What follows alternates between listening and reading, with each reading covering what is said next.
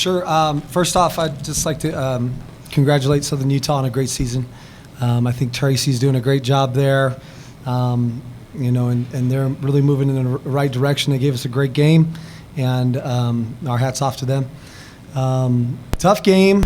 It took us a while to really figure it out, to kind of get any type of chemistry, especially offensively. In the first half, we really struggled at times. Second half, we slowly started getting it, and down the stretch, we kind of put it all together. But it was scary, and it was definitely a slow build to finally figuring it out. Yes, it was a close game, grindy game. I mean, why do you think it played out like that? I don't know. I think we just stayed positive. A lot of things didn't go right. Callie got in foul trouble. We had weird lineups out there, people playing out of position, but they kept fighting. We hit just enough shots. I thought Diaba did a great job on the defensive end. And I thought Montana did a fantastic job hitting shots and staying confident and looking for shots and it's just staying aggressive. This whole day was kind of from start to finish. Yeah, every game, wasn't it? Yeah. Why do you think that happens in tournament play? Why are you guys so good when it isn't there? Well, us, we just try to hang our hats on defense and rebound and try to do little things. But I think a lot of times in conference tournaments like this, it's the first game. It takes a minute to kind of figure things out. And then conference tournaments, people are giving it their all. They're playing really tough, and this is their third time playing someone, so they're very familiar.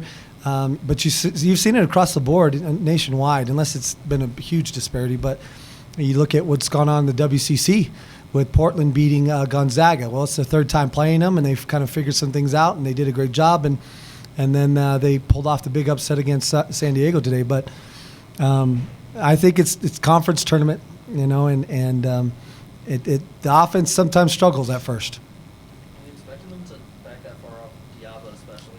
No.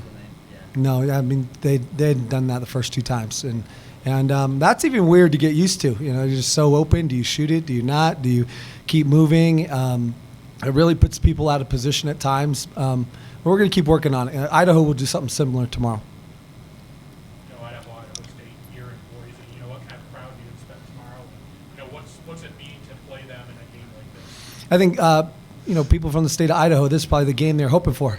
Idaho State versus Idaho in Boise. We're accessible. We just had a great battle in Pocatello before coming to the conference tournament, where we had right around 2,000 people in Reed Gym. And so it should be really fun and exciting, and I hope people come out. And, it's just kind of an old-school rivalry. If Idaho is watching this game tonight, what message do you hope your team sent out to them for the game tomorrow? I don't know. I'm not big on that. I don't want to, taunt anybody or provoke anybody. But I'm sure they're watching, and our coaching staffs have a great amount of respect for each other. I have a great amount of respect for Coach Newley and his staff and the things he's done with his program. And he's said the same to me, so it should be fun. Oh, I'm great. I feel great. I'm happy we got the win, and I'm happy to get the third round. What is this? The next game. Next round, yeah. Next round. I'm just happy. Yeah. For Dory, you had that scary play out of bounds where you got looked at and then came in the next dead ball. How did your team's energy change after that?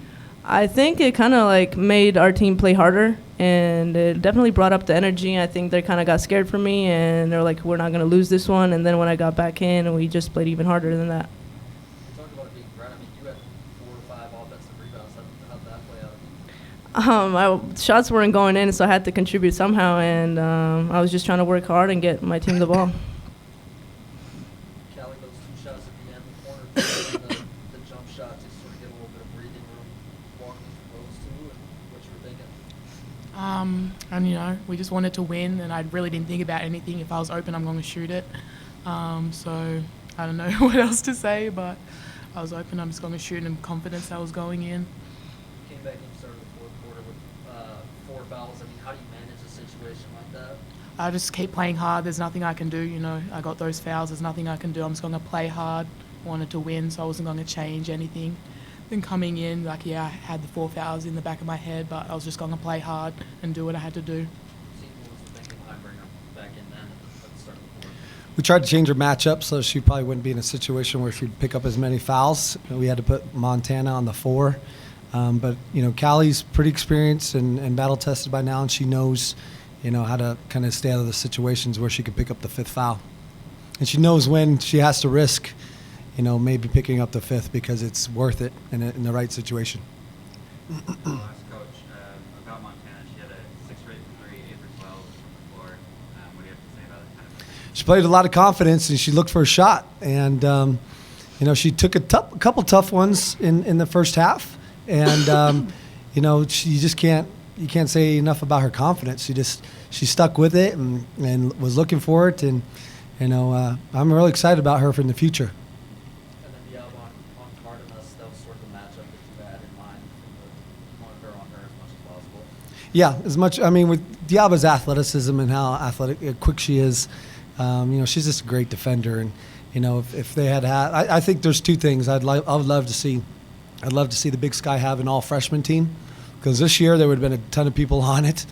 That decision on who was freshman of the year is tough, even though Darian White obviously was the greatest freshman in the conference this year. But I'd love to see an all-defensive team, because Diaba deserves to be on there with some other people. But it's interesting. Some people say, well, look at how far off they're sagging off Diaba. And it can be disruptive sometimes in terms of her, her player helping so far into the paint. And, yeah, it might take away a little bit from our offense, but how much does she take away on the other end defensively? And that's where the difference really comes into play. And that's why you don't take her off the floor. On that note, last year the Big Sky was so old. This year the Big Sky, there's so many good young players. Yeah. What do you think of that dynamic? Well, I've said this before. I think in a couple of years there's going to be some really good games. There's going to be some really good dust-ups, right, as they would say in the old times. But there's a lot of talent, and you can see it's cyclical sometimes. Things build back up again, and I think we'll be right there, being one of the top teams hopefully in the next couple of years. During the last neutral site tournament you played in, horrible ending for you. So what was it like to be back on the court for you? Well, it feels good. That's all I can say. ACLs are long behind me. I don't even think about that anymore, and just plan on winning the championship.